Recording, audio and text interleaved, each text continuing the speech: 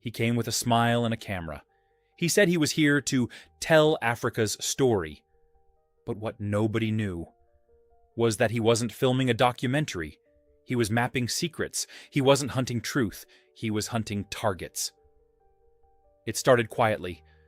A man with fair skin, clean shoes, and a French accent landed at Ouagadougou International Airport with a tourist visa and a press badge clipped to his shirt.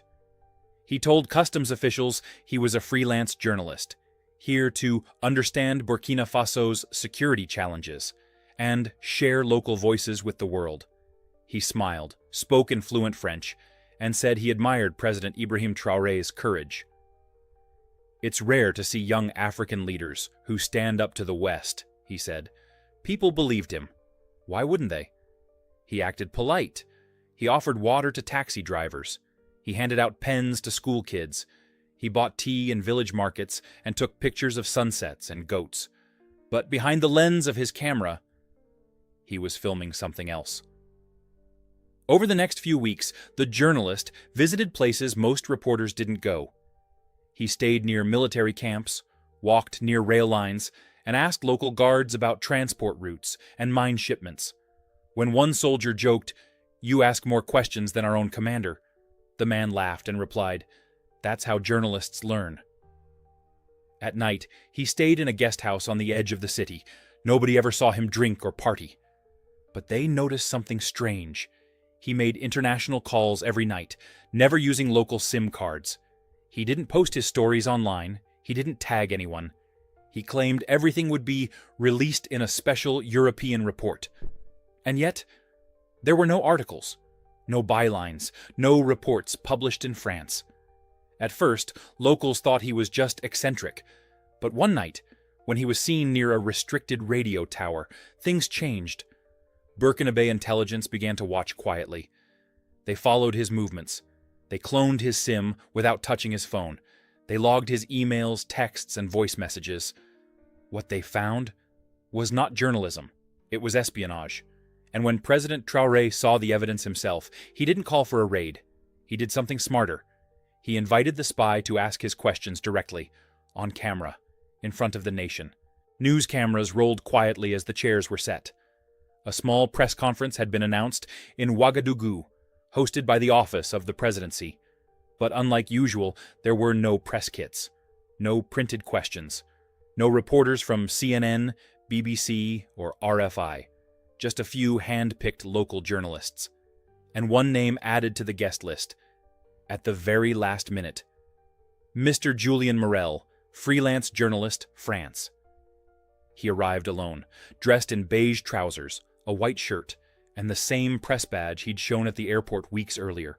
No tripod, no cameraman, just his shoulder bag, notebook, and a slight smirk on his face. He had no idea what was coming. As he entered the compound, he greeted guards like he belonged there. "I'm here for the president's press briefing," he said confidently. A soldier nodded and pointed him forward. But behind the uniform, the soldier's eyes were watching closely. Inside, the room was quiet. Maybe too quiet. Cameras were already rolling. A microphone stood at the center. There were only 6 chairs for journalists, lined in a half circle. Julien sat down casually, opened his notebook, and looked around. No one smiled at him.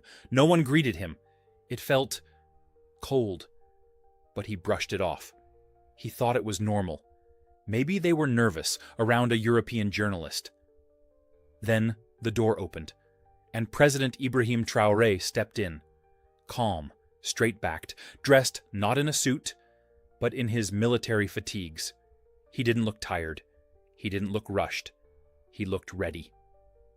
Julien stood up and extended his hand. "Mr. President, it's an honor. I was hoping—" Traore shook his hand, firmly, and replied, "You've been asking many questions about us, Monsieur Morel. Today, I will answer them. But first, I have a few of my own." Julien blinked. Was this a trap?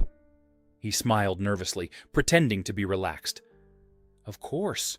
That's what interviews are for. But this wasn't going to be a normal interview. Because Ibrahim Traore hadn't invited a journalist. He had invited a spy. And the next few minutes would reveal just how deep the betrayal went. The questions begin. The camera's red light blinked softly. 6 journalists sat in silence, notebooks open, hands still. In the middle stood President Ibrahim Traore, calm, composed, and holding no papers. Across from him, Julien Morel adjusted his collar. He was used to being in control of interviews, but this time something felt different. Traore wasn't smiling. He wasn't introducing policies or reading statements. He was studying him. "Monsieur Morel," Traore began, "you've been in our country for 23 days, correct?" "Yes, Mr. President," Julien replied, steadying his voice. "I've been gathering stories, filming locals, trying to understand—" "Understand what?" Julien hesitated. The challenges your people face. Security, infrastructure, foreign relations." Traore nodded slowly, then turned to the side. A soldier stepped forward, holding a